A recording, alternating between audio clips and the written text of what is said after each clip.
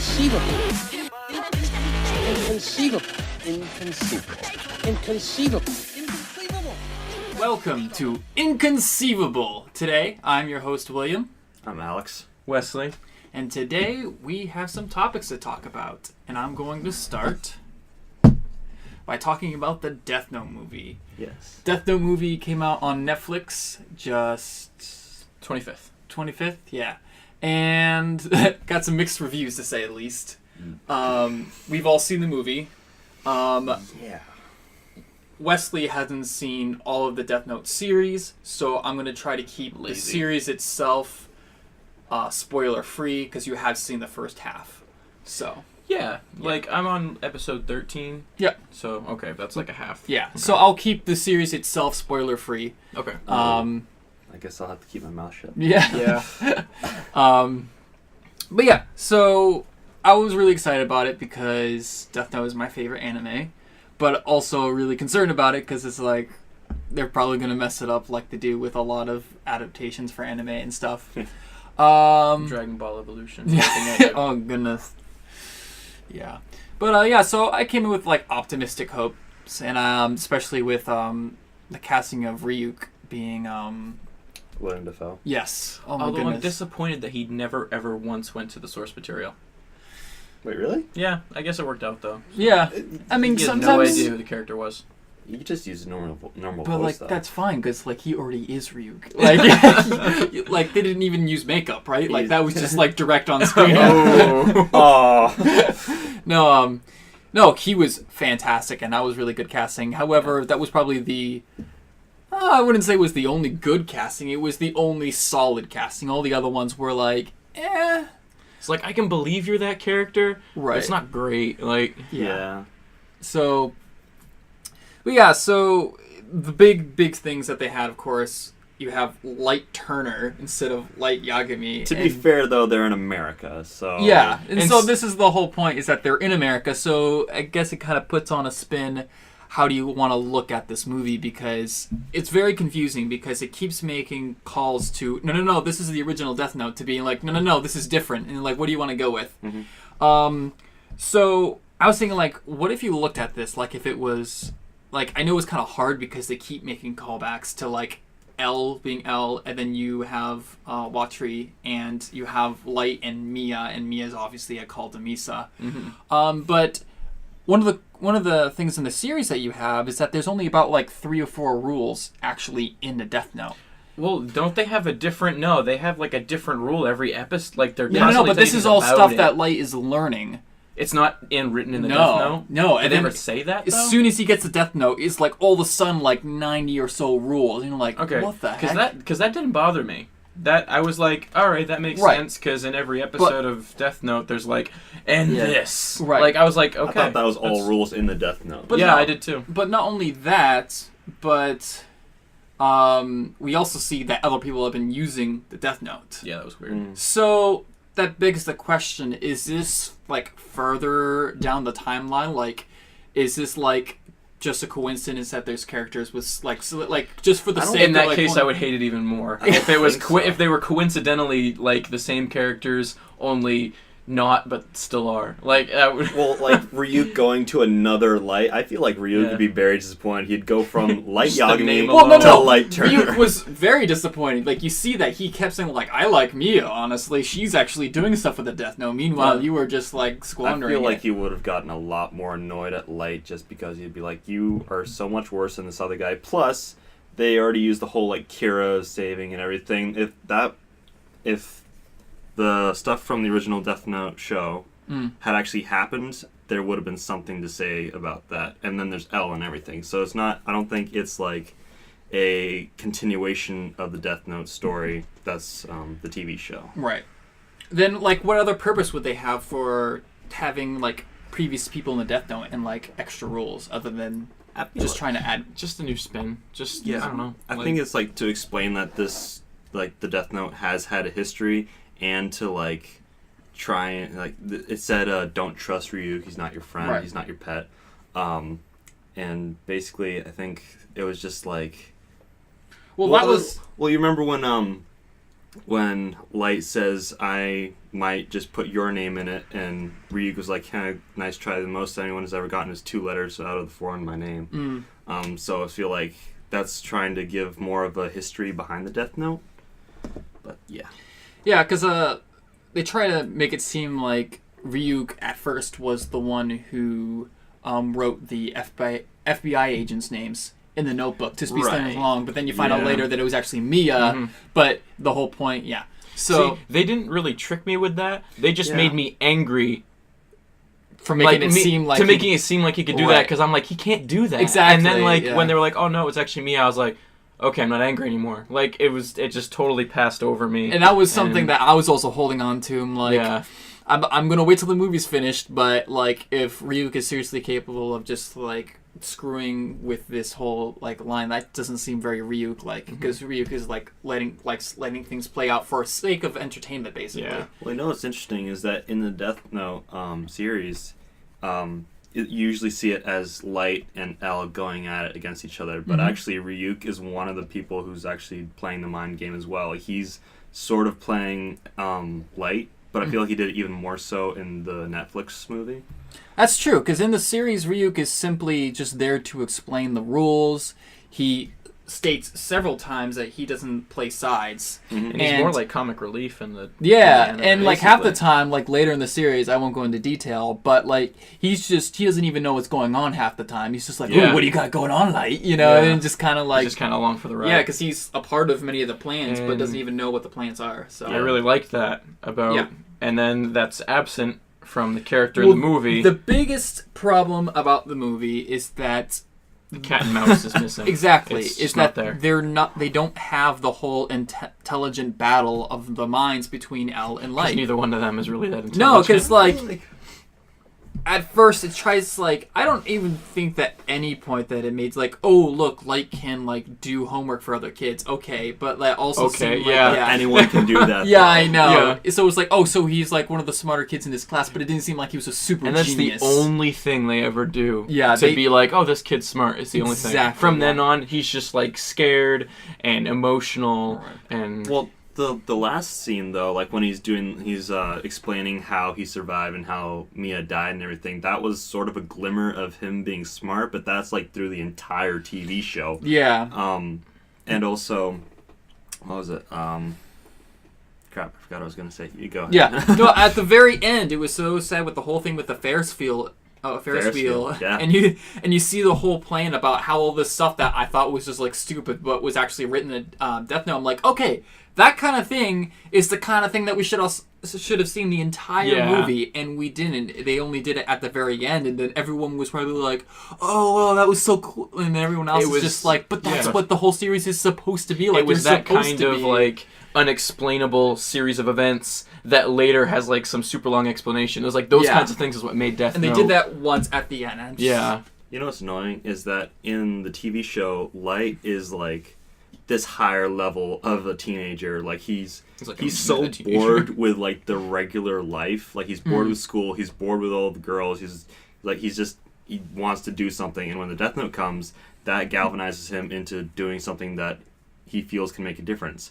But with the movie, he gets the Death Note, and then he kills some people, and then he sees, like, the cute girl, Mia, and he's like, oh, look what I can do. And then it's basically just him trying to impress her, / them having a stupid American teen comedy. Not comedy, teen romance. Really, and I'm just like, they dumbed it down so much, while in the TV show, Light is basically playing a lot of people, including his own family. And he kind of does that in this one, but it's despite them having the same name, they are not the same character by any means. They're completely different.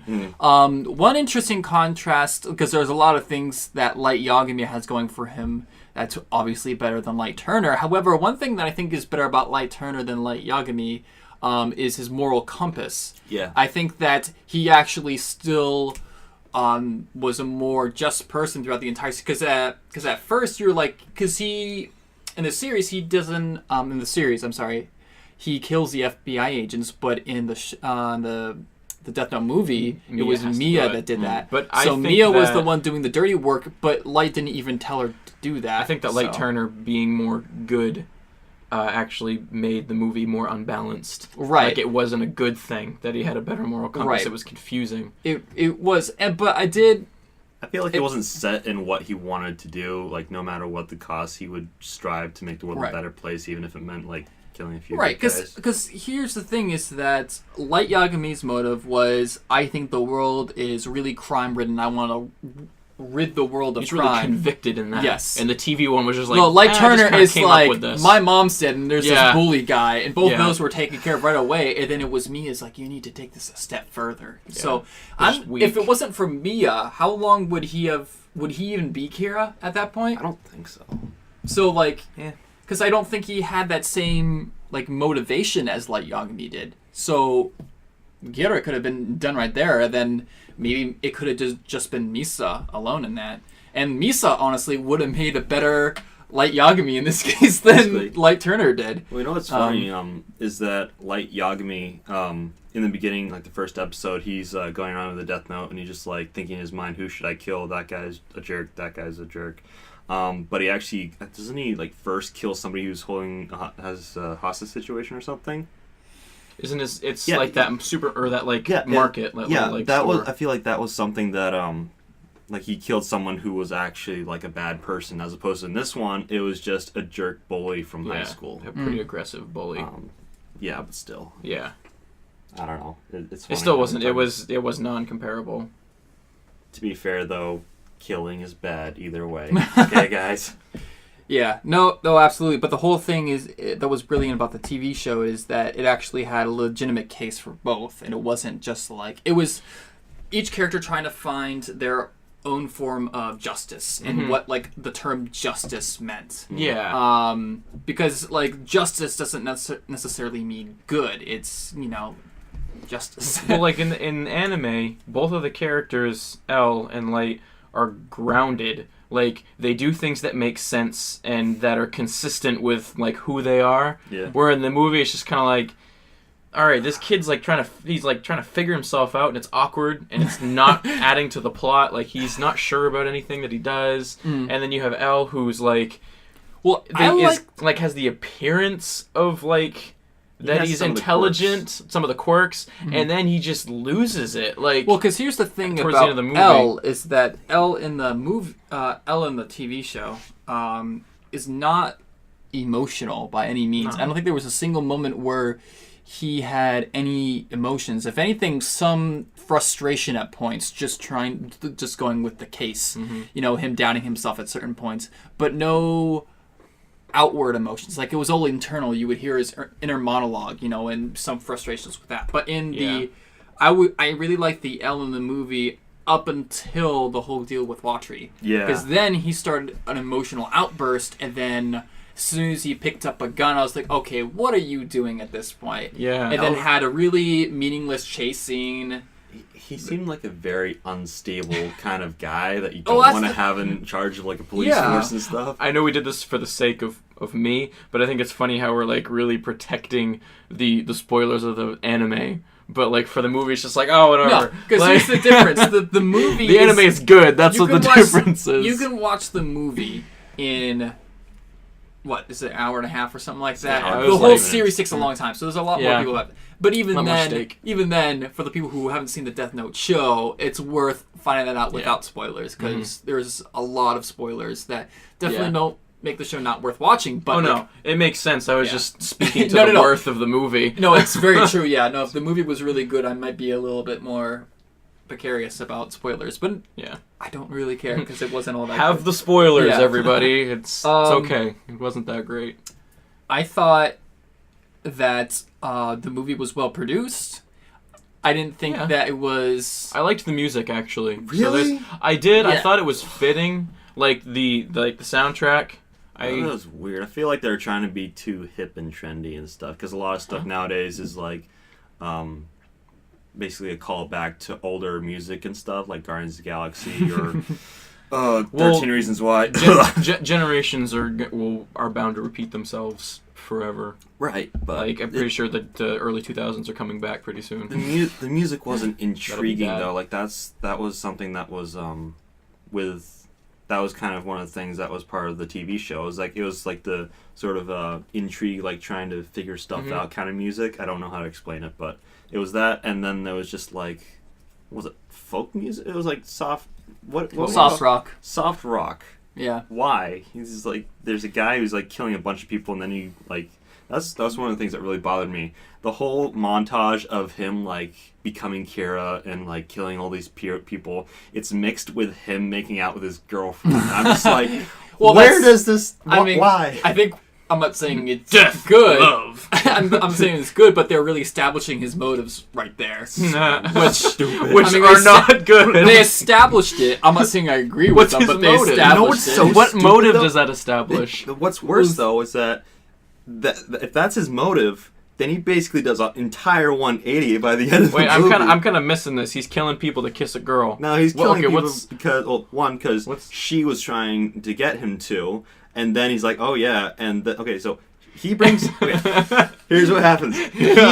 He shows her that he's able to kill someone, and then he's like, all right, let's go back to my place and figure it out. They get home and they're just like,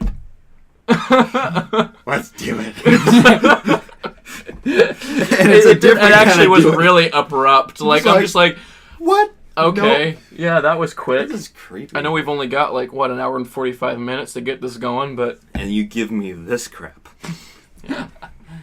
Yeah, and then he's like, oh, what name should I use? I'll use this Celtic name, that's Kira. well, I did kind of like how he was like, oh yeah, it actually means like this good thing. But people will be more drawn to the bad meaning because they think I'm in Japan. Which I don't think he really finished explaining why they would think he was in Japan.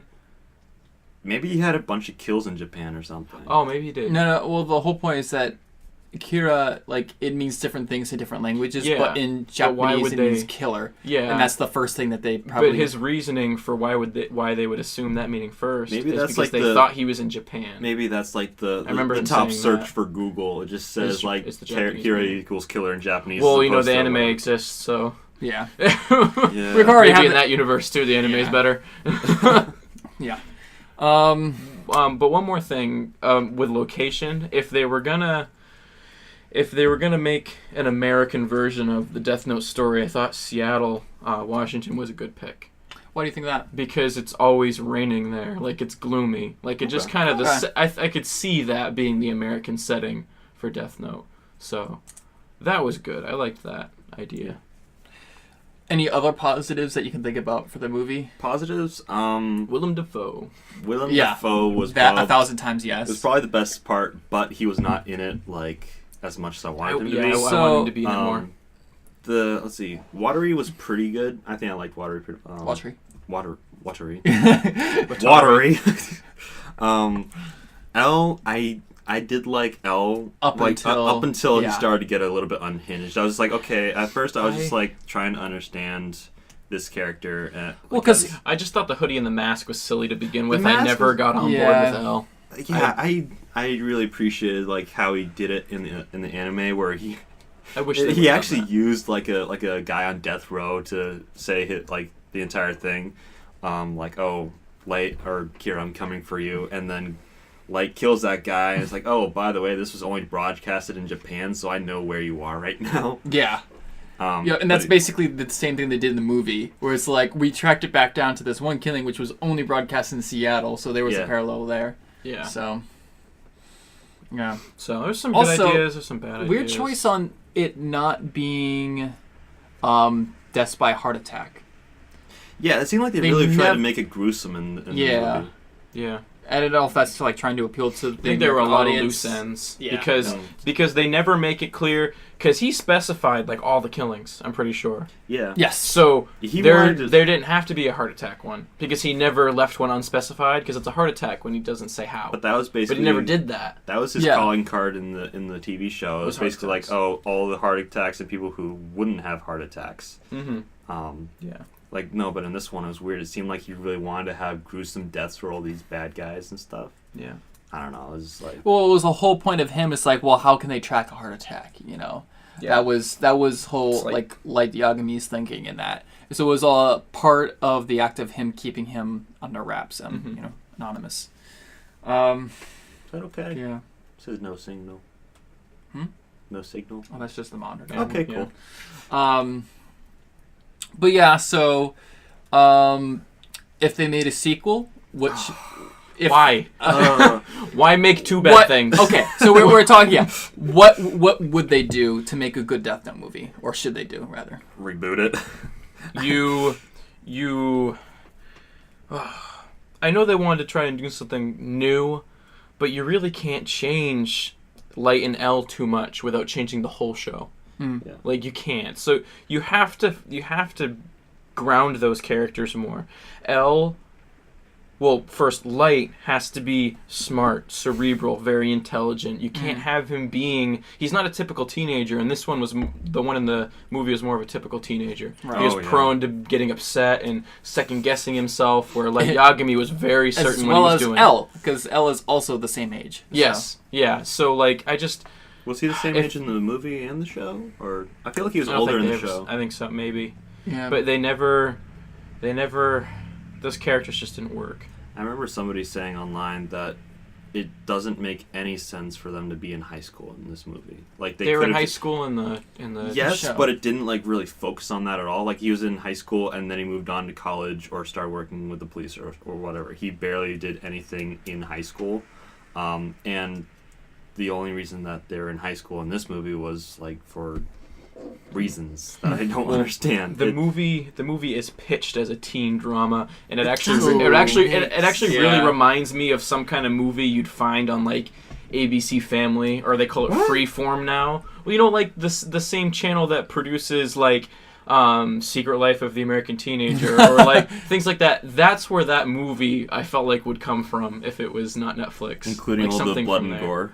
Yes. Wow. Maybe not. Well, like, just the teenage drama of it. I was like, man, this looks Yeah. like a freeform It's as movie. if we don't need enough drama in our lives. Thanks, Netflix. Yeah. Appreciate Yeah. it. Actually, it did feel like a very Netflix kind of movie, but in a way, it just didn't work for Netflix Well, has done it- a lot Death better. Note. Yeah, Netflix. I feel like they Defenders. go.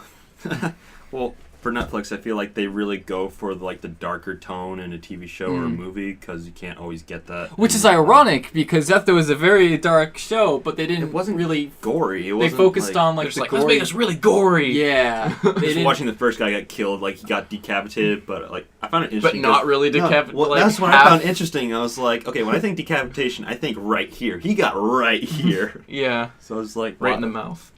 Like, you couldn't have done a little bit better. Just a little bit lower. Gotta get it right. All right, so I'm going to move on to an ad read now. Today's podcast is brought to you by Nerd Caliber. Since 2010, Nerd Caliber has been bringing you coverage of all sorts of things nerdy, both on its website nerdcaliber.com and its YouTube channel. They have everything from movie, TV, game reviews, to how-to articles and videos, to opinion and thought pieces of the topics of the day. But Nerd Caliber is best known for its convention coverage, and in particular cosplay at conventions. The website features new photo galleries from recent cons nearly every day, and the YouTube channel has new video interviews, funny skits, cosplay showcase compilations multiple times a week. In addition, Nerd Caliber has added new regular features like its weekly Nerd News video roundtable, live on Facebook at 8 p.m. each Wednesday evening. New to the website is the gaming news roundup called Patch Notes, and on YouTube, the cosplay creator interviews series Behind the Scenes. Moderated by award-winning master cosplayer Lucky Grimm, check out Nerd Caliber on the web, on YouTube, or on Facebook for tons of nerdy fun. Yeah. Go ahead, flip the So, so I'll flip the timer now. Okay, flipping the timer. Okay, so I want to talk about DC Comics and their decision to make standalone movies that are not connected to their DC extended universe at all. So movies like Batman v Superman, and Wonder Woman and Suicide Squad and the new Justice League movie that have nothing to do with them. So the movies and comics are separated, is what you're saying? Wait, no. No, like they're Mystery- gonna make standalone movies that are separate from their movie universe. How's They're that? like standalone movies. How's that gonna work though? Well- Like, they already have a universe for their movies, and then they're gonna have Standalone movies. standalone movies that are in their own universe. Yes. Why? So like I came into this and I thought I was gonna be like really angry about it. I was like, man, I thought because being the huge DC fanboy that I am, I've struggled so much. Yeah. my cup has the Superman logo on it. What a nerd. It's like I've struggled so much watching them struggle with like movies. Okay. Like, Yeah. but the more that I think about it, so people online are calling these new standalone movies the Elseworld movies. And if you're not familiar with DC's Elseworld comics, is DC used to do this thing before they constantly rebooted themselves, where they would do like standalone stories that were purposefully not in the main continuity. So like my favorite comic actually is Kingdom Come, and that is intentionally outside of continuity. You have Batman Gotham by Gaslight, which is an Elseworld story that's purposefully out of continuity. So if they approach their standalone movies like that, like they're going to do unique things with them, and maybe, I don't know, maybe it gets a couple sequels, whatever, and it's done. Like, that would be cool. My issue is with, like, what if they're, like, trying to, like, if they become, like, competing universes. Like, you have all of, like, so they're going to start with a Joker movie. And if they have a Batman in that, and then that Batman gets their own movie, and they have, like, another branching universe next to this Justice League one, that would be too much, I think. That would be too much. But I like the idea of just doing the standalone movies, because one reason they wanted to do it is they wanted to like try to reproduce the success they had with like the Dark Knight trilogy, stuff like that. So, and I get that, and I think now that I think more about it, I think this could be a good thing. They just have to do it right. I think it's funny that Jared Leto's Joker was such a disappointment that they're going to recast him in a different standalone movie. But Jared Leto is reprising his role in a Joker and Harley Quinn movie that is in the universe. Yes, that's a planned movie. Wait, I thought there's is the Batman still happening? That's coming too. Okay. But they've planned a Joker and Harley movie for the universe, the main universe. Aren't they doing what's the name for the Gotham Sirens? Gotham City Sirens. Yep. They're that's making a also movie for coming. that? Yep.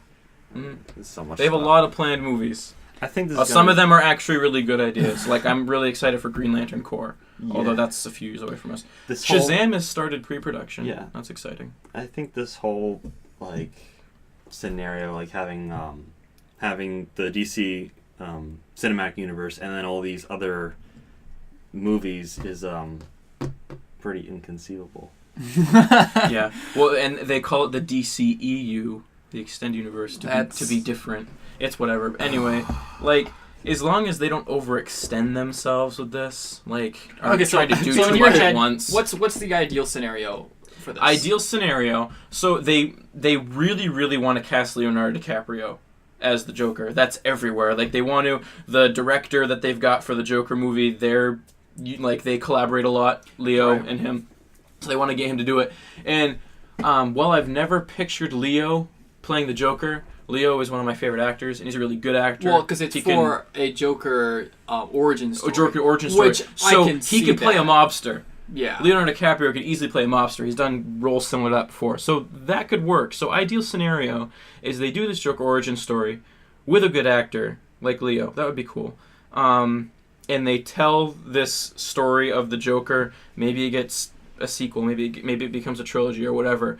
But best case scenario is they do something unique with it. They tell a unique story that they couldn't do. Something they couldn't do in the DC Extended Universe. That's what I want to see. Like, if this just becomes something like, oh, why couldn't this just have been part of that universe? You know what I mean? Right. Then it was pointless. But they do something unique, something that holds its own weight. I think that would be fun to watch, and I would be okay with that. I think it's kind of funny that because I feel like this happening is sort of like DC's response to how like not bad, but like how much how good the Marvel movies are. Well, things like the Marvel movies started I'm off. gonna debate how good they are. Okay. Marvel movies that started off pretty strong. Iron Man, really great, and then the other like the origin story for Thor or Captain America. People don't like them. I personally think they're okay. I feel like they're good build up, and then the Avengers was fantastic. I feel like, well, for one, DC has been trying to catch up forever, and then they're just spewing out all these movies that aren't that great, and people have like noticed that they aren't that great, and then I feel like DC is like, okay, these movies haven't gotten as well of a reception as we were hoping.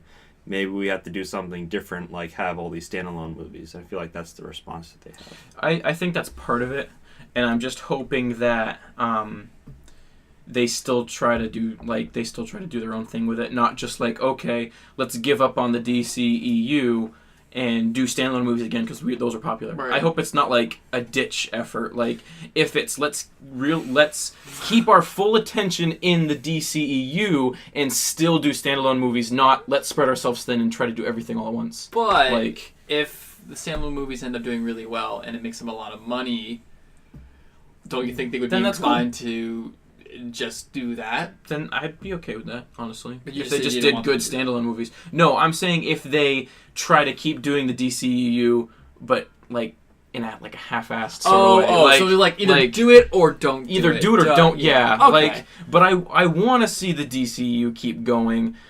I just want them to be less rushed about it. Because I like, everybody loves how all the characters are connected in the Marvel Universe. I want to see that for my favorite superheroes. Right. I just don't want them to feel so rushed about it. Yeah. So maybe if they get some success with the standalone movies, they can still do the DCEU and not feel like that has to be where all their profit comes from. That's where all the excitement is all the time. I feel like, they already They can take their time to make good movies for that universe. Well, the DC...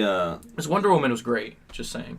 The DC, movies, they actually already have standalone movies, sort of, and that's the cartoons, which are very, very good for the most part. Mm-hmm. So if... Yeah, they blow Marvel out of the water with their animated I really movies. feel like if they had just had the directors and the story for the cartoons, just make them live action, they would have... I think they already have that, though. I think their director of the movies oversees the animated ones, too. I could be wrong. I'm not an expert, but I think they're All connected. I know is that the cartoons, for the most part, are pretty good. Some of them not so great. I haven't seen a lot of them. Yeah. But some of them are, really good. I mean, but just to clarify, I want to see the DCU thrive. I want to see that be successful. I want to see that keep going and going and going. I want to see that get as popular as the Marvel Universe. But now that they're definitely doing the standalones, there is a good way. There's a good outcome for that. There could be. It's not all like I initially thought it would be. Do you think it's them? What do you think inspired this? Are they trying to get ahead of Marvel in this, thinking that this is something that Marvel's going to have to do later Like on? Alex said, I think they are kind of like, all right, well, our standalone movies are popular. When we let directors just do their own thing, you know what I mean? When they weren't bound by a universe to cooperate with, it's just like, oh, Christopher Nolan's really good with, dramas. Let's give him Batman and see what he does with it. Because that's kind of what they did. So I think that's what they're gonna do. Just throw their characters out and be like, all right, do something with this character. You're a good director. You're a good actor. So you said that there's going to be a Joker film. Do they have a list of movies that they're going to make? No, that's it so far. Just the Joker movie. Okay. So far, that's all they've said. And that's the only real idea is have a Joker movie and hopefully get Leonardo DiCaprio to do it. Yeah, it's a pretty new. This is just going around the internet the last week or two. Do you feel like this is them kind of leaving the DCEU to the wolves, basically, because it feels like they're like, oh, this really isn't working, so we should try this, and then it'll feel like they're just kind of letting the DCEU sort of run its course and then die, even though it's barely started. No, I don't think that's it at all. Okay. I think that kind of idea could only come from seeing how all this plays out. Yeah. Because this Joker movie hasn't even come out yet. It could DC. never come out. It's such an early. I don't know if they've even really. I don't think they've done anything other than say that they're going to do it, and that really doesn't mean a whole lot. Yeah. So is it? I mean, it's probably going to happen. 99% chance, but yeah, eventually still, in the next 50 years, maybe. Yeah. I think it's funny how we got Man of Steel in 2013. And we got Avengers in 2012. So Marvel has really picked up. Yeah. They started off. Marvel's got the next 10 years planned out. Basically. Marvel's problem though, and don't get me wrong, I'm not gonna hate on them just because I'm a DC fanboy, because I enjoy the movies, but I do like the Netflix shows better. Just put that in there. I like the Netflix shows better than the movies. Marvel has gotten comfortable with their popularity. And the Marvel formula, the movie formula, is a real thing. They've gotten lazy, and each movie in their universe doesn't feel like a movie. It just feels like another episode in the Marvel Cinematic Universe. You know what I mean? Basically. It's like gearing up for the next thing. Yeah, it's always getting ready for the next one. Like, even these origins, even Doctor Strange. Was so good because Guardians of the Galaxy was different. Right, yes, but then with Guardians of the Galaxy Volume 2, they actually, they are basically gearing up for the next thing. It's like, yes, but it was pretty light on that. Yeah. Pretty light, and I feel that was the same. It was definitely more focusing on more character development. And it still told its own, like, like, you have the dad, like, you know, the dad character and how they've got that interaction going on. I think the Captain America movies were pretty good, solid films. Like, they weren't just like, oh, this is for this. I feel like Doctor Strange was like basically gearing up for Avengers. I didn't like the first one because I could not stop picturing Chris Evans as the Human Torch. I could not see him as any other character other than like somebody that belongs in like an American Pie movie or something. I could not see him playing a character other than that. That's super unfortunate. Yeah, so like he wasn't Captain America for me in the first movie. But then the second movie was really good. I really liked Winter Soldier. One, yeah. Really did. And then I thought Civil War was crap. Wow. I did not like Civil War at all. You know Batman v Superman came out that same year, right? Batman v Superman wasn't good either, okay? This is not a teams thing. Civil War sucked. Batman v Superman sucked too. Like, well, I was just trying to grasp at good things in BVS, and there are some good things in it. I'm sure, yeah. And so, like, I'm a fan of those characters. I loved seeing Batman by Ben Affleck. I loved seeing the suit look like it was straight out of the comics. Wonder Woman was a highlight. Yeah, she was. I like Henry Cavill as Superman. Say what you want about what they're doing with him. I think he's good. I've said this before, but imagine a character who is totally basically take a man from like the 50s or the 60s, like that like idealistic era, put him into modern day, like someone that's like selfless. You're gonna feel defeated. The world around you is selfish and it's dark, and you're like a lighthearted, optimistic character, and you're just gonna look sad because you're disappointed in the world. That kind of sounds like a homeschooler who gets out into the world at like 30 years old or something. Yes, someone who is good. He's a good guy. He doesn't think about himself first. He puts other people first. He is like when he's like the epitome of a superhero. You put him in the real world, it's sad. So that's sad. So okay, BVS sucked, but there were some good things about it. It's interesting that you said that because I was just thinking about how depressing and like sort of melancholy Henry Cavill's Superman was, and then you came up with that. And I'm like, you know, you're kind of right. It's really hard for someone to be like a symbol of hope and peace and be all happy all the time. Yeah. Basically, the Lego Superman from the Lego Batman. Yeah, because I think Henry Cavill is an inspired casting choice for Superman. I think he's great. He's pretty good. Yeah. And I'm looking forward to seeing him in Justice League. I think Justice League is going to be really good, actually. I will go see it. I think I was lucky because I had pretty low expectations for Batman v Superman. I watched it and I enjoyed it. Yeah, well, I liked it because I'm a DC fan and because it was more material to watch. Right, yeah. And I like the characters. But, I mean, if you're judging a movie for a movie, it was okay. We already hard did that to follow. For Death Note. Yeah, it was hard to follow.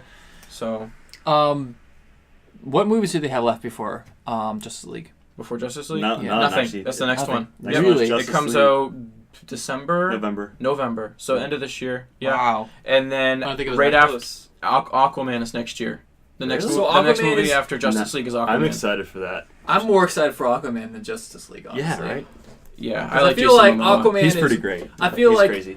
Wonder Woman proved to be good, and I feel like I was already way more confident about Aquaman than Wonder Woman when they started releasing Wonder Woman stuff. was awesome. Yeah, like, that's what I'm saying. Is that like if Wonder Woman was good, Mhm. then Aquaman, I feel like it's just gonna be a home run. I mean, I actually thought Wonder Woman got off to a rocky start, the movie, for only like the first 20 minutes.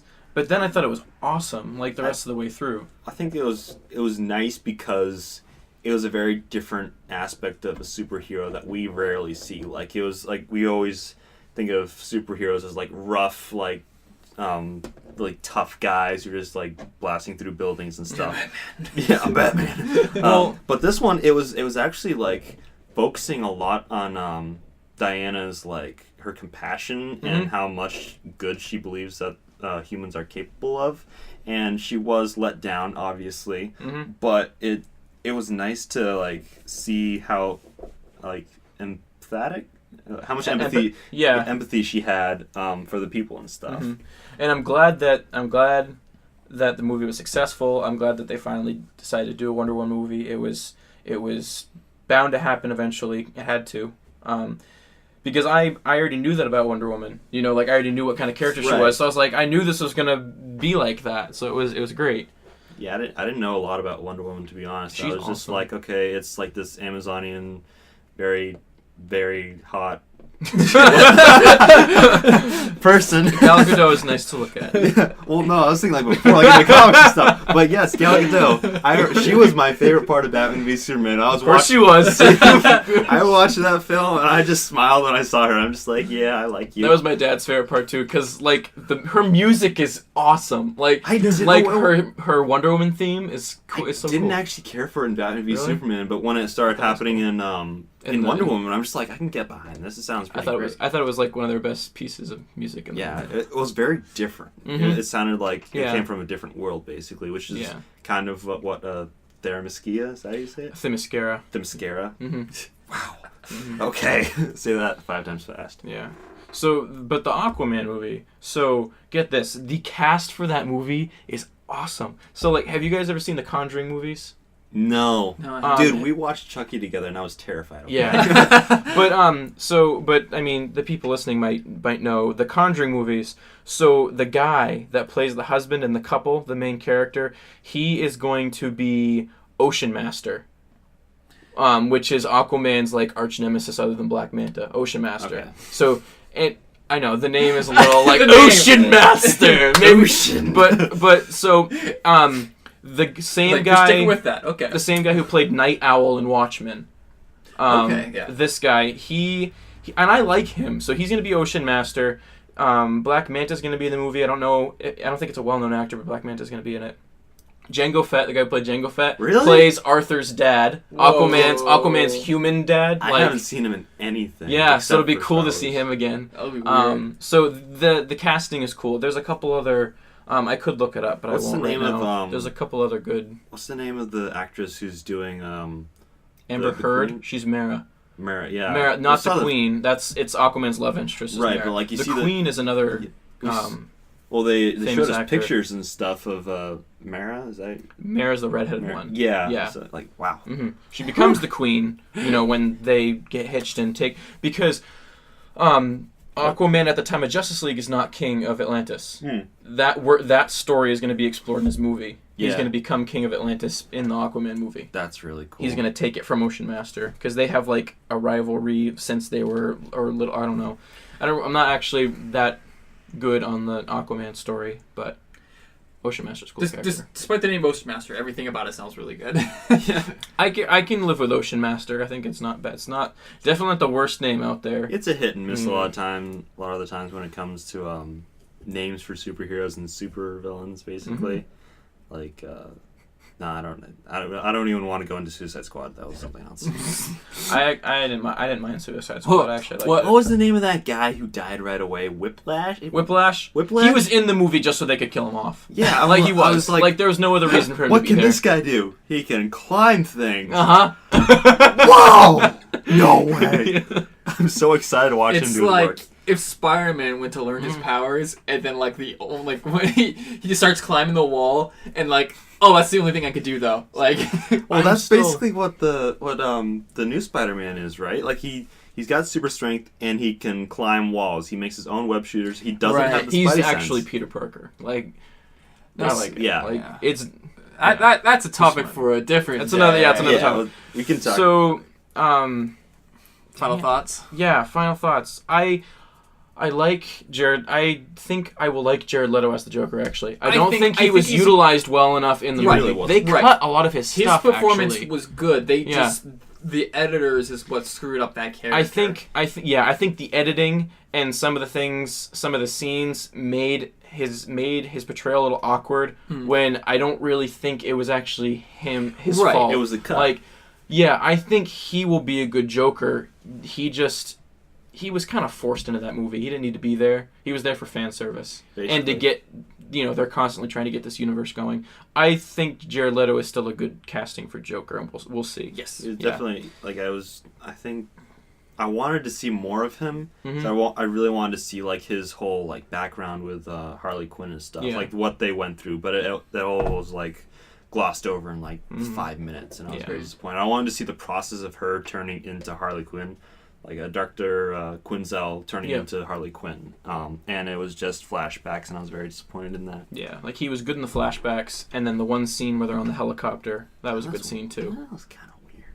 I thought it was good. It was like odd is when everyone's talking about the relationship goals and they say like Harley Quinn and Joker, and I'm just like, no. Yeah. No. It's not a good... That is not healthy at all. But final thoughts on DC, EU, DC Comics doing their standalone movies outside of that.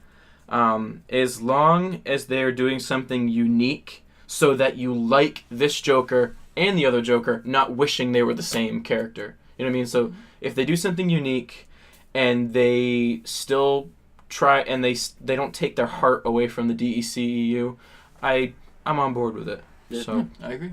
That's pretty good. I think it's funny how basically with every new casting of the Joker, the fans of the previous one are in an outrage. It's like, oh, they need to be like the previous Joker. I feel like that's happened every single time. It's true. Yeah.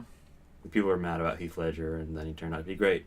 People are mad about Jared Leto, and we'll see. you liked him. I liked him. I mean, Wesley one likes guy him. likes him, I so like it's good what I enough. think the future will bring for him playing the character. Yeah. Just No, message Jared I Leto. want to see him get another shot. Yeah. So He will. We'll see Because what's he's confirmed casting for the new that's good. Joker and Harley. I'm fairly certain. Yeah. up.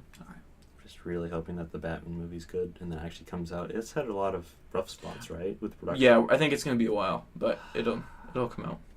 Come on. They've got other things to do first. All right. Time So for it's another my ad turn. read. All right. Yeah. Today's podcast is brought to you by Cosplay Realm Magazine. Cosplay Realm Magazine is a monthly internationally published cosplay magazine that launches on the first of every month. It was created for cosplayers by cosplayers. They are big on crediting everyone who helped to bring a cosplay to life, from the creation process to the photography process, all the way to the finished, polished images. Inside, you will find 40 high-quality pages including exclusive interviews with your favorite creators, artists, geeky fashion, makeup, and photography tutorials. You can check them out at any of their social media links at Cosplay Realm Magazine. For more info on how to submit and get your cosplay or photography published, visit their website at cosplayrealmmagazine.com/submit. All right. We should give this thing a name at some point. Let's call him Gary. Gary it is. I want to name him. Okay, never mind. We'll come up with a name Go later. Gary. I mean, guys. it's like the color of Gary. Who's what? No? Huh? Am I thinking of a different Gary? I don't know. Gary's blue. Anyway, so a few weeks back was my 1-year anniversary of cosplaying. Ooh. Yeah. And that was pretty interesting because I didn't expect that I would actually continue doing it last year. I messaged one of my friends. I messaged Greg, and I was like, "Hey, can I borrow some of your Deathstroke stuff for cosplay at Boston Comic Con?" And it was just all on a whim because everyone else was cosplaying. Right. And I was like, "I'll try it out." And it got a really big response, and I was actually very surprised, especially with the kids. They loved it. I was remember, like, so I was the 10th Doctor at that point, and we were just trying to get our tickets. For we Granite went State. to Boston Comic Con, but then I decided to do Deathstroke Oh, again okay. for Granite Yeah. State because you told me, and I was like, about the con. And I was like, Right. I'll try it out again, just maybe one more time or something. We'll see. And yeah, we were trying to get tickets, and freaking people are coming up to Alex left and right. Yeah. We were like, there's a hallway. All we had to do was get to the end of this hallway. We can see where they're doing the Right. tickets. And you got stopped like 3 separate times, and each time it was for like a minute or more. I was like, Damn it, Alex! I just want my tickets. We hadn't got the tickets. We didn't have my weapons checked, and I was. I Just would like, have been totally cool about it if very it was happy. after the tickets, but I was actually starting to get annoyed by the fact Right. that And you were getting stopped so many times. It was like it's really weird because I didn't expect that I'd keep doing it. Like I did Granite State, did Boston Comic Con, and I was like, all right, that's pretty fun. But I don't think I would have kept doing it if like you hadn't kept being like, oh, there's this con I'm going to. I'm just like, oh, can I come? Yeah. Can I come, please. I think AAC was one of the game changers because honestly, I didn't enjoy it that much because I had tried to make a cosplay the day before, which is a very bad idea. I Cruncher's real. I looked pretty sucky, and I was just like having a bad day. I was dehydrated. I was just really not feeling it. Who were you cosplaying? I was cosplaying Jean. Oh, So that like, was your... I was using the cardboard box, like just trying to look like him. But actually, that was the first time that we were. I think like we were really, really interacting with people. Yes. Like we were interacting with other cosplayers, and we're actually like, talking to them, talking about the shows that we liked and all that stuff. And before that, started making friends. yeah, we actually started making friends at cons. But before that, you and I would go to a con for like a couple hours, and we're just like, all right, that was fun. Don't really know what to do now. But Right. nowadays, we go for entire weekends, and it's mostly so we can hang out with our friends and cosplay as well. Exactly. Yeah, and then also learning about events. Yes. Like death matches and cosplay contests and masquerades. Like we went to the masquerade at Anime Boston and watched all the Yes. skits and stuff like that. That was actually really awesome. And That then was all the pretty cool. dance numbers after that. Yeah. Holy cow, that was a lot of fun to watch, and I was not expecting. We were expecting to be there for like a half hour. Basically, watch all the walk-ons. We were there for like watch a 2 couple hours. watched a couple of the skits, and basically we asked ourselves, "Hey, when are we gonna leave?" And like, whenever we feel like it. We We left ended at, up like apparently 2 hours was when we felt like it. So Well, we left the masquerade 2 hours later, but our friend Sam, like she needed to get food and stuff, so we actually went to a place in the mall with her parents, and we stayed. We like ate some food, and by the time we left Boston, because we were commuting back and forth between That's Boston right. and Dover, That's right. we left at like 12:30 at night, and we were supposed to be in Boston again by like 9 the next day. we did good. We did Surprisingly. good, but it was very uncomfortable. So basically, what I'm getting from this is cosplaying is time sensitive. It's uncomfortable, but you made a lot of friends.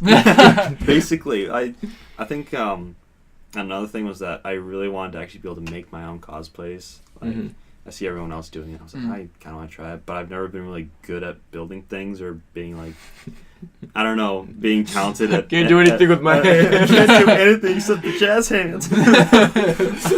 But then I was like, all right, I'll try maybe making some armor. So that was the right after AAC, I started making my Jean armor for Rhode Island Comic Con.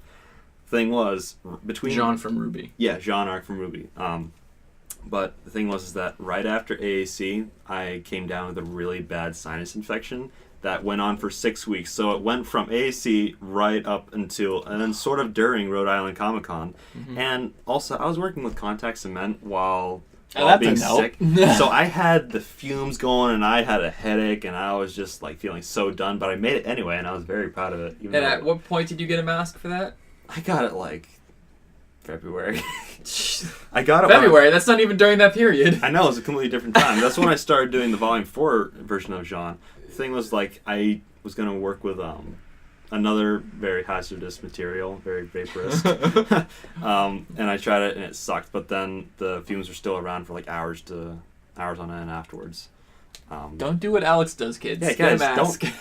get a mask. Work in a well-ventilated area because things will happen to you. Those suggestions. They're not suggestions. They're like, It's Do a- these or die. You know the warnings, Potentially. the label warnings? Yeah, you're going to want to listen to them. So that, okay, because I just recently caught up with Ruby, Yeah. Brewster Teeth's uniquely animated, like, anime style. yeah. And so, like, your sister does a cosplay of Blake, and you do John Arc, and Yeah. I mean, we have friends that do other ones, but it always confused me because all of the characters in the last season so far, season 4, they all look different than they have the previous 3 seasons. So like I was used to like I'm watching up through seasons 1 through 3, and I'm like, oh, the characters, this is what they look like, and then I'm just like, Alex, your cosplay looks off. Your sister, your Blake cosplay looks off. But then I get to season 4, and I'm just like, oh, they do look like that. Yeah. They do look like that now. Oh my but then I appreciated them more. I was like, why the heck? Why? Why is it the way? Why are you the way you are? It's like you look. That is not accurate at all. I was like, it looks cool, but that's not what John Arc looks like. And then I get to season 4, and I'm just like, oh, it is. Okay. Listen, I did the volume 1 through 3. I know. I went through your pictures on Instagram. It was funny because afterwards. while I was making the original Jean Arc armor, volume 4 was coming out, and like I'm watching it, and then I see that he gets an upgrade. I'm just working. I'm like, stops mid work. No. Oh God. Shameless Instagram plugs. What's your Instagram?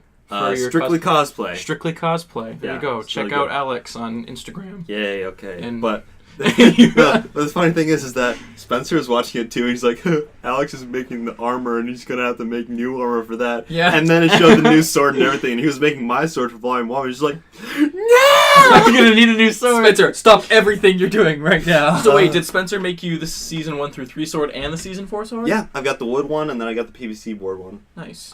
Cool. I think it was funny because he made the volume 4 one, and I'm just like, oh, I'm so excited, and then he gives it to me, and it looks great. Mm-hmm. But the handle was yellow, and Jean Arc has a gold trim on his armor, gold sword. So I'm just looking at it. I'm like, this is gonna look off, and it looked kind of off. People didn't really care that much. But then I painted it recently. I'm just like, it looks so much better. Yeah. Why'd you use yellow? I'm sure you had gold somewhere. No, Spencer is very good at. In fact, like I think I'm gonna do a gender bend Pyrrha cosplay. That'd be cool. I think I'm really gonna Be careful. Yeah, I think I'm gonna do that. So have your brother Spencer make the shield and the lance, which is like a lance and a gun and a sword. Like, well, that's the whole thing hers about is Ruby. 3 different. It's also a gun. yeah, and it's also a gun. But like Everything is a hers gun, but for the like most part. hers has 3 different forms. Like she uses it as a short sword, like the Spartans do with the shield. But then she's got it as like a spear too. Yeah. And Pyrrha's so cool. But yeah, while we're on the topic of Ruby She is so cool. and cosplay, I think like the Ruby cosplay community is one of the best communities out there. Yes. First off, Ruby, if you haven't seen it, has a lot of really awesome characters that are all very individually recognizable. And so it makes really it, cool weapons. Yes, Yes. and That really, are all also so guns. you've got awesome props. Except for mine. You've got great character design and just Really they're recognizable really character designs. Like recognizable. when you can like it doesn't They're matter. distinct. Yeah, it doesn't matter like how, like what stage the cosplayer is at in making that There's a cosplay. character for you. Yeah, not only that, but like you still like say they're still working on the cosplay they're doing. You can still tell who they're cosplaying as because the hair or the colors, like you know what I mean. And actually, the creator Monty Ohm, how do you say the last Monty name? Ohm, yeah. Monty Ohm. I think he actually had that in mind when he was designing the character. He's like, I want it to be easy enough for somebody to be able to cosplay it like pretty easy. Right. Well, I was reading how they like conceptualized the characters because he collaborated with an artist to do them, and they wanted them to have distinct color palettes. Like they wanted to be like, this is that person's That's color. a theme for the entire show, but it translates very well into cosplay. Oh yeah, absolutely. So yeah, it's funny. If you don't know what Ruby is and you're walking out of a convention, you would not believe how much of the cosplays is from one fandom, and you would never know. Like, yeah. And it's actually Ruby was the first group cosplay that I did personally. Right. Yeah, and it was really cool because I felt like I was part of a community and stuff. Exactly. And That changed the game for you. the thing is that there's a lot of times they have photo shoots at cons and stuff, and people will be like, "Oh, they're one of these people from my show came up. That's cool," or this person or that person. But with Ruby, if one person shows up and everyone goes ballistic, they see a character and they're just like, "Oh my goodness, yes, we're so excited." So this most recent Boston Comic Con was my first like real con experience. And yeah, you and me, I was walking with you, and you were cosplaying as Jean.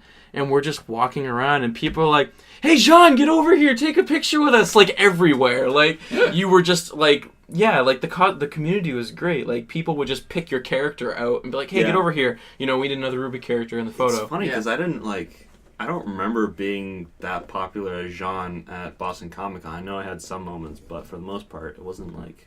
Well, it's also my first con experience, so I just kind of noticed, like. Yeah, I Right. guess. You know. But And then, like, you pointed something out to me at Boston Comic Con when I took you for your first day on Friday, was how many people I can now pick out, like, actual people, not characters, at conventions. Yeah, And it's like, wow, wow, they're how- all the same people. It's Like, like, most, like all these cons that take place in our area, it's all the same people Yeah. for the most part. That was so cool. it was Yeah. my first time. Yeah, It's funny because so I've been cosplaying for technically 2 years, but I basically did Boston Comic Con 2015, and then my second con was Boston Comic Con 2016. Then I did Granite State and AC, and that's when it was just the me and Alex duo, and then Yeah. it bloomed into a wonderful cosplay fam. That sounds so weird. Me and Alex duo, and then it bloomed into And then it just exploded into gorgeous lovelies.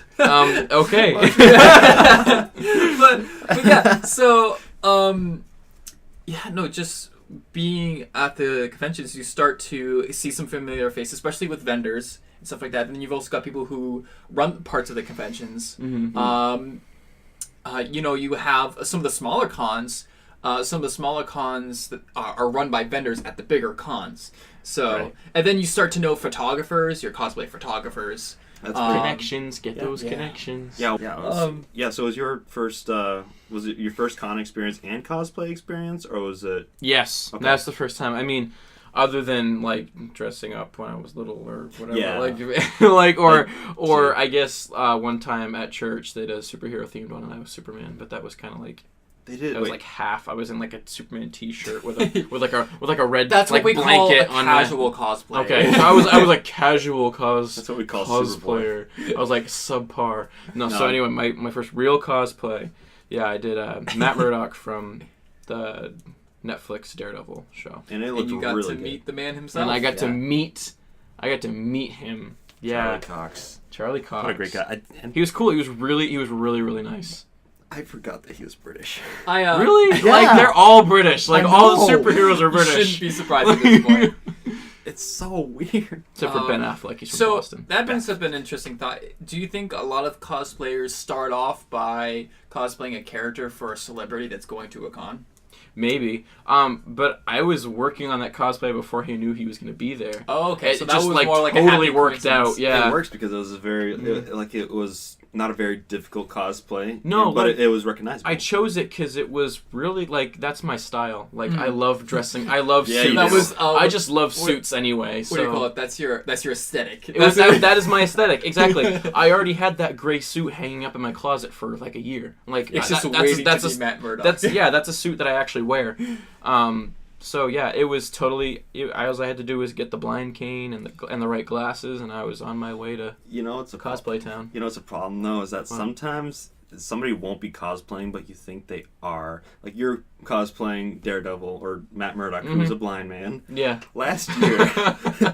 Last year we're driving through Boston for a Comic-Con, and I was with Chris, our friend Chris and Mackenzie, and we're just like, look at all these cosplayers. Oh, look, there's this person. Oh, look, there's that person. And then Chris looks, he's like, hey, look, it's a person cosplaying as a cripple and someone in a wheelchair. And it's like, it's a regular person in a wheelchair. But why do you just say that? Like I don't know. Why would you? We're looking left and right, all these cosplayers, and there's a wheelchair. It's like, hey, Why look. would you think someone is 'Cause cosplaying as a cripple? I know. You're cosplaying as a blind man. But what blind guy wears like What, sunglasses? red retro sunglasses? Like Probably. He doesn't. A blind guy wouldn't know if it was red or not. Seriously.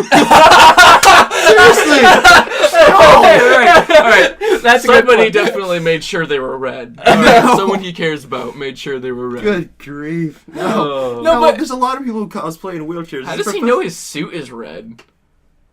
Doesn't. But what? Like who He probably decided took- that it would be red? He probably took it, like, at least it's not pink, though, or purple. It's not pink. It was yellow at one point though. What? Look that up if you haven't. Yeah. Huh. You know what would be funny? Is, like, he wears all black for his first costume. What if he, like, didn't know any of the colors and he just came out as a rainbow or something? It's like, I am the knight. I am the knight. Yeah. Wow, look at Actually, this you're superhero. like the gay. Oh, no. I just imagine so it mean. like yellow and. So what was your cosplay like origin? Like, what was like the reasoning for? For Deathstroke? Yeah, like just kind of like a fun like thing to do. Well, like... the thing was is that I think it was Christmas of 2015, and I saw a Deathstroke mask, and I was like, oh, that's really cool. I saw it at Barnes & Noble, so I bought it, and I actually gave it to our friend Greg. And then later on, I was thinking about it while I was driving to work one day, and I was like, I think that's really cool. I'm going to Boston Comic Con too. I might want to dress up. So I asked him if I could borrow the mask, and he's like, it was funny because I was really teetering on and off. I was like, oh, do I really want to go around doing that sort of thing? It's kind of weird and funky. No, I had the same first thoughts. Yeah, but then I was just like, hey, all you got to do is text him, and we'll see what happens. So I texted him saying like, hey, can I borrow your mask? Can I borrow whatever, some other stuff? He's like, oh yeah, sure. I have some armor pieces and that sort of thing. So it wasn't like because I really love the character, and I feel bad because I'm not well versed in DC characters or Deathstroke, and I feel terrible. But that was the stuff that he had, and I thought he was a pretty cool character from what I knew. And then I went to Boston Comic Con, and like once I got through the doors, I think I was waiting outside the bathroom or something, and this guy and his little kid came up, and they're just like, "Hey, can you get a picture with you?" I'm like, "Oh yeah, sure thing." And I was like, "Oh my goodness, it's happening!" And then it kept happening. And then you became a monster. A cosplay monster. We kept walking around, like we were trying to move around and stuff. But Chris and Kenzie, our friends, they were walking with me. Except I constantly kept getting stopped. Yeah. So they kept looking back, and they're like, "Oh, great, he's getting stopped again. Here we go." I can relate with that experience. Yes. Because, I mean, then that just happened to me. Like, it was cool. People wanted to get my picture as Matt Murdock. Like, everywhere. Like, it was awesome. Like I'd walk for, like, an hour, and, like, four or five people wanted to take a picture of me. Yeah. It was so cool. Not only that, but, like, the interaction. People would walk up to me and, like, put their, like, hand, like, wave their hand in front of my face, like, haha. Or, like, how do you know where you're going? Like, little, like, quips that they would make to my character. That always happens. And that was so fun. They would always, like, make jokes at, like... Like, you look lost. Like, yeah, they'll make jokes about their character and stuff. Like, me cosplaying Jean-Arc, everyone's just like, hey, where's Ruby? Or, no, not Ruby. Hey, where's Pyrrha? She's dead, right? I was like, you guys suck. Yeah. You're such a jerk. That kind of brings up a good, like, point to... Spoiler alert, guys. It's too late. Yeah. Oh, crap. Yeah. Watch the show. It's good. Yeah, no, that kind of brings up a good point of why I started cosplaying, which is I really, really love Doctor Who. And the 10th Doctor always will be my favorite. Matt Smith is the best. No, hold on a sec. So the 50th anniversary, when it came out, I went to your house and we were all dressing up. Was that the first time that you did David Tennant? And that's exactly, our family was having a huge party for the 50th anniversary viewing, and we were all going to, like, dress up as we were getting super into it. And I was like, well, if I'm going to be anybody, I'm going to be the 10th Doctor. So I did that, and it was okay. It looked pretty good. I was hooked at that point. I was hooked at the process of getting all the stuff for the cosplay, because this is before all the replicas and things existed. Yeah. So I had to, like, hunt down all these things, which was really hard because it's all British wear. So at least in America, it was hard to, like, find these things that look similar to it because it's not the style. It's over here. No, I don't want to cut you off from that, but did you find any of that with doing the Sirius Black cosplay, your newest one? Because they're kind of dressy. They're both very European. Similar problems. Okay. Yeah. Yeah, I had to custom paint the vest. Yeah. It turned out really good, actually. But it looks like it looks like we are just about done. Yeah. I don't know. I actually want to keep talking about this, but you know stuff. One last thing I wanted to finish off with. What started like cosplaying for me is that I wanted to be the Doctor because I thought that'd be a character that you want to be. It was fun just being somebody else for a little while. Exactly. It was that's part of the appeal for sure. It was like a stress relief kind of thing. It was very fun. It was interesting. I was doing Deathstroke, but that's not my personality at all. Right. But at Boston Comic Con, I had the Deathstroke, and then I saw a Deadpool mask for sale. So I'm like, oh, that's really... I want to try Deadpool. So I bought the mask, and then I put it on. Then I put the Deathstroke mask over it. And you know how Deathstroke is a play on... Or Deadpool's a play on Deathstroke? Yeah. I was walking around with the Deathstroke mask, and people would look at me, and they'd be like, oh, hey, Deathstroke. And I'd lift it up, and there'd be Deadpool. I'm just like, shh, don't tell anyone. That's such a good idea. I walked around, everybody loved it. I was so happy. That's amazing. I was really enjoying it because if you're Deadpool, you can basically get away with being as stupid as you want, and it's fine. Yeah. And that's basically me. I'm gonna be. And you dumb. have a onesie pool. I got onesie pool. Yeah. Yeah. Oh, my What has happened to me in the last year? That's great. And this was fun. Yeah, it was I good. really enjoyed this. So thank you for listening to Inconceivable. Inconceivable.